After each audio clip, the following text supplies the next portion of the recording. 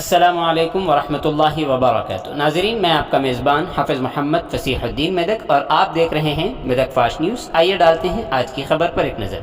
BJP party के Medak assembly हल्के के उम्मीदवार मिस्टर पंजा विजय कुमार ने आज निज़ामपेट मंडल के रामपुर और नस्कल देहात में घर घर मुहिम चलाई।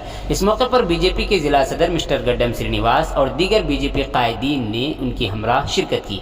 इस मौके पर बीजेपी मेदक असम्बली के उम्मीदवार मिस्टर पंजा विजय कुमार ने इल्ज़ाम आयद करते हुए कहा कि टीआरएस हुकूमत के गुज़िश्ता 9 सालों में सिवाय वादों के कुछ नहीं किया गया है। उन्होंने अपने इल्ज़ामात में मज़ीद कहा कि नौजवान बेरोज़गार हैं, वाटर प्रोजेक्ट के नाम पर करोड़ों रुपयों के अखराजात कर दिए गए हैं। उन्होंने कहा कि वज़ीर आज़म मोदी के दौरे हुकूमत में भारत तरक्की में दुनिया में पहले नंबर पर आएगा। उन्होंने वोटरों से अपील की कि वो मरकज़ और रियासत में डबल इंजन वाली बीजेपी की हुकूमत बनाएं और मुल्क को आगे बढ़ाने में आवाम की मदद करें। उन्होंने आवाम से अपील की कि वो भाजपा के उम्मीदवार को अपना वोट देकर उन्हें भारी अक्सरियत से कामयाब करें।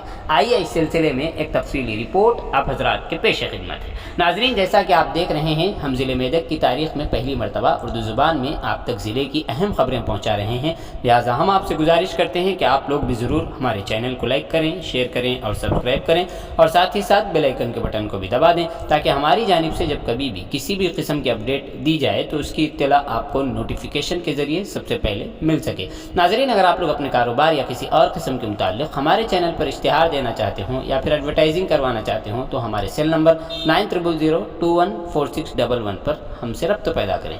आइए न्यूज़ के सिलसिले में एक तफसीली रिपोर्ट आप हजरात के पेश है। ఇన్నిసార్లు 4.5 సంవత్సరాలుగా మేము మండల పరిషత్లో మీటింగ్ ఏర్పాటు చేసుకుంటే ఒక్క సమావేశానికి కూడా ఆమె హాజరు కాలేదు.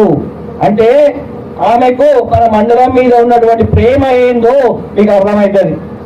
అదేవిధంగా మన స్థానిక సమస్యలు తీసుకున్నట్టుంటే చాలా వరకు మనకు వైద్యపరంగా కానీ విద్యాపరంగా కానీ చాలా ఇబ్బందులు ఉన్నాయి.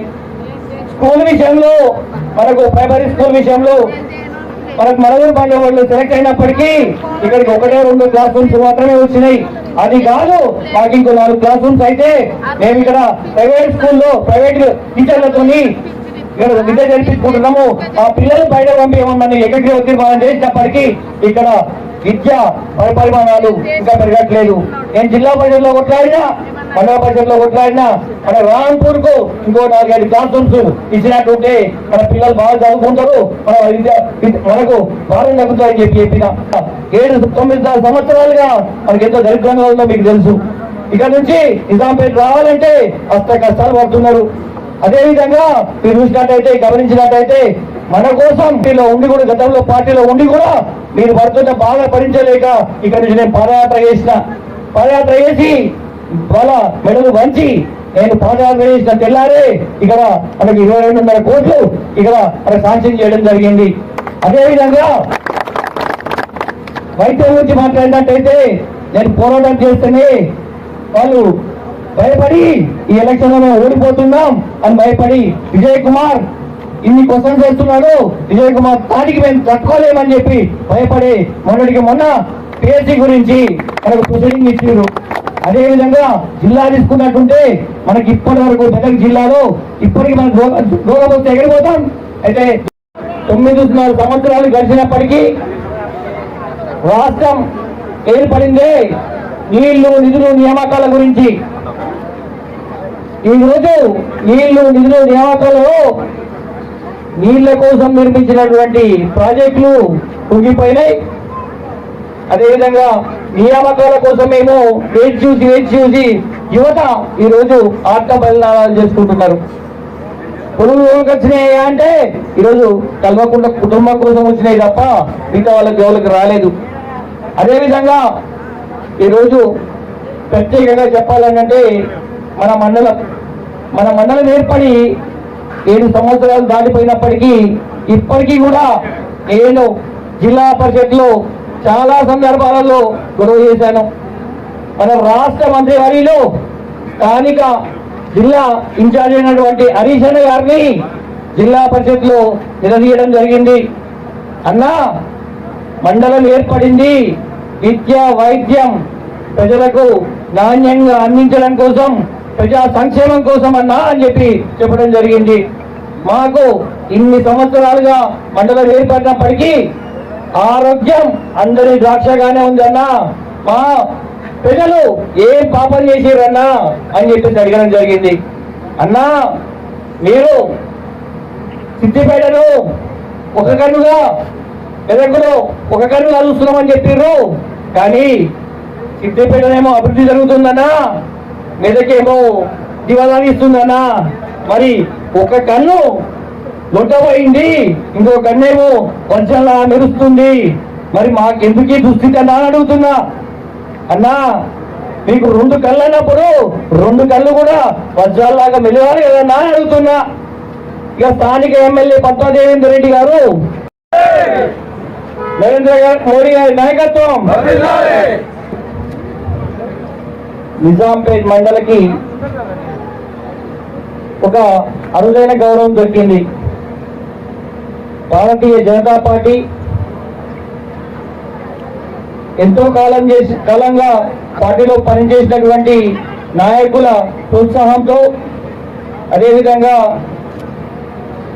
అందరి సహకారంతో నాకు ఈరోజు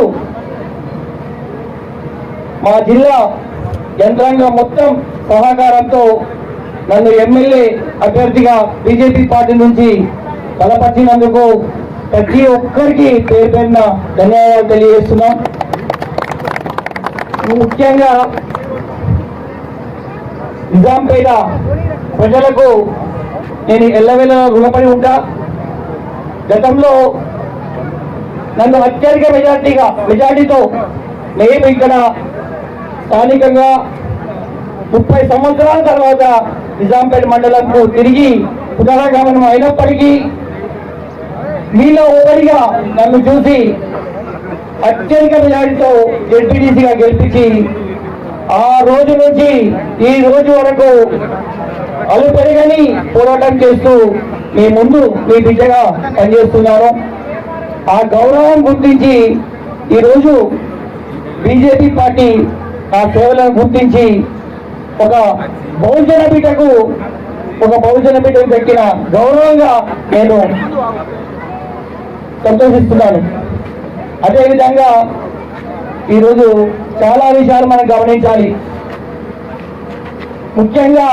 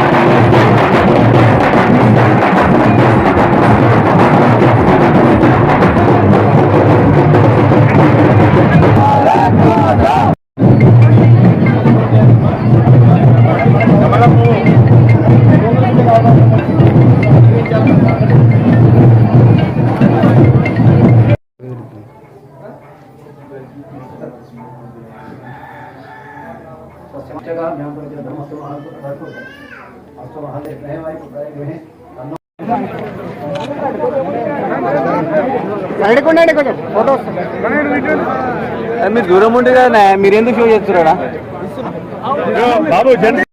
మొదలైంది. ఇటు కార్యక్రమానికి అధ్యక్షులుగా మన రాంపూర్ గారు రావాలని కోరుతున్నాము. అలాగే